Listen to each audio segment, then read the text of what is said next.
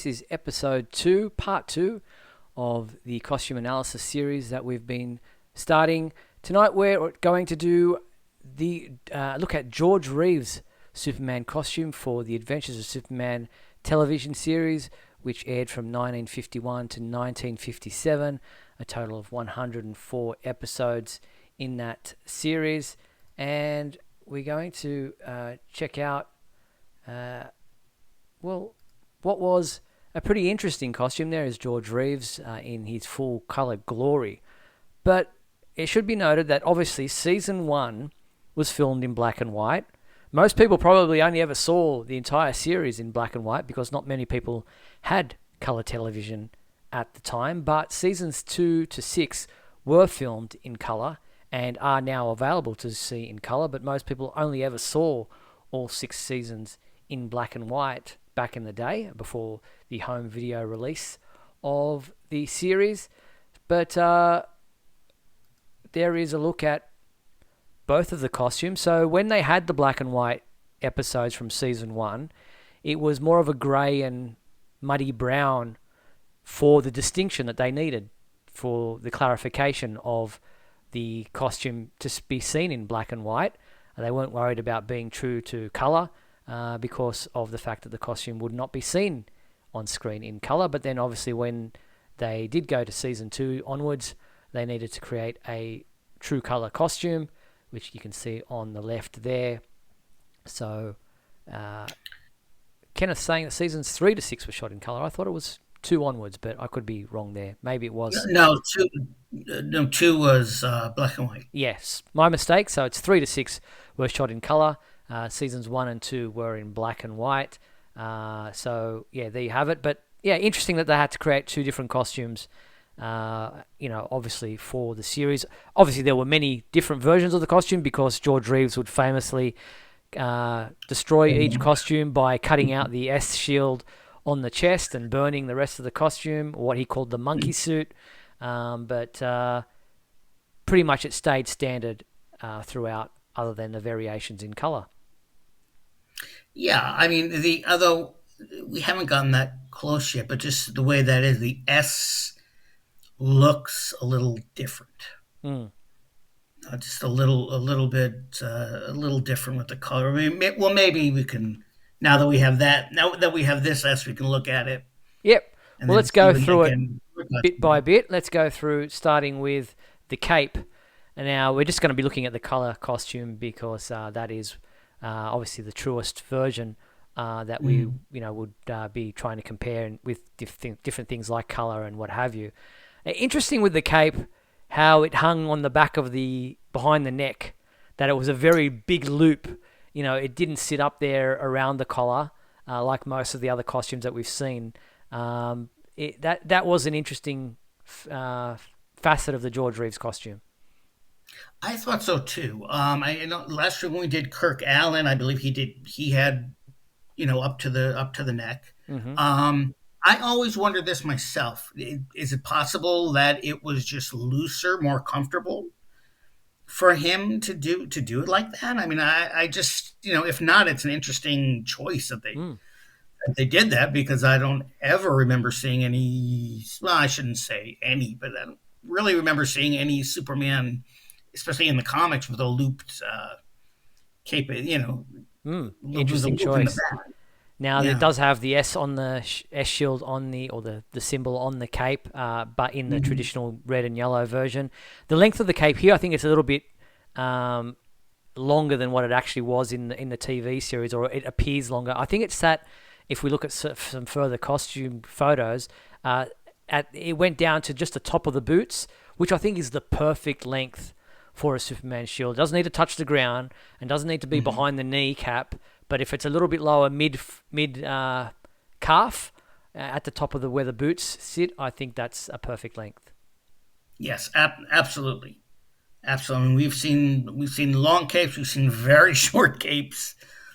This is probably a little too long, but you're right. Just about where the boots would begin. That's a pretty good length. Now here we have the S shield, which, yes, it was an S in this symbol and everyone in this show, and everyone's having some fun jokes about it's not an S Mhm. in the comments. A very angular S as far as the shape of the shield, but it has the serifs, it has the traditional look of what we expect of the S shield. Interesting little diamond shape there in the top right hand Mhm. corner. It's usually more of a triangle rather than a diamond in most cases, but very much the S shield that we've come to know and love, but not as polished as other versions. No. Obviously, it's more defined than Kirk Allen's S. It's still pretty traditional. You're right. I do like the little diamond in the Mm, top there, but no. I mean, of course, as years go on, the design's going to change. yeah, But I mean, this is still the most traditional S. I mean, even with Christopher Reeve and all that, yeah, sure, it's not exactly the same, but I mean, it's still just the most recognizable symbol. And I just think at the point that kids were reading these in the comics, it was just as faithful. yeah. Interesting that the cape, just going back to that quickly, does tuck into the collar there. Where, if you remember last week, we spoke about Kirk Allen's kind of attached onto the costume rather than looking like it tucked under the collar. So that was an interesting choice, and I much prefer that it tucks in under the collar than being attached to the top of the shoulders. So that's the sorry, interesting. It's very much of a woolen, as again jersey type material. Mhm. Obviously, lycra and that was not invented back then, and I know that it would have been very hot, very warm to wear that, especially under the lights and filming and all the kind of activity that George would have had to have done. So yeah, interesting material there, and there is the S shield up nice and close, as you can see the stitching and Mhm. everything around that. And there we get to the trunks, uh, much higher than the shorts that Kirk Allen had when it comes Right. to around the hip area. Doesn't come as far down the thigh, but still very much a very good looking red trunk. Yeah, no, it is. I mean, yeah, the last three Kirk Allens, that was way too long. Um, but no, I mean, this is getting back to the more traditional what was in the comics. I think Mm-hmm. close enough anyway. Um, yeah, it's a good size, and the belt. We can talk about the belt.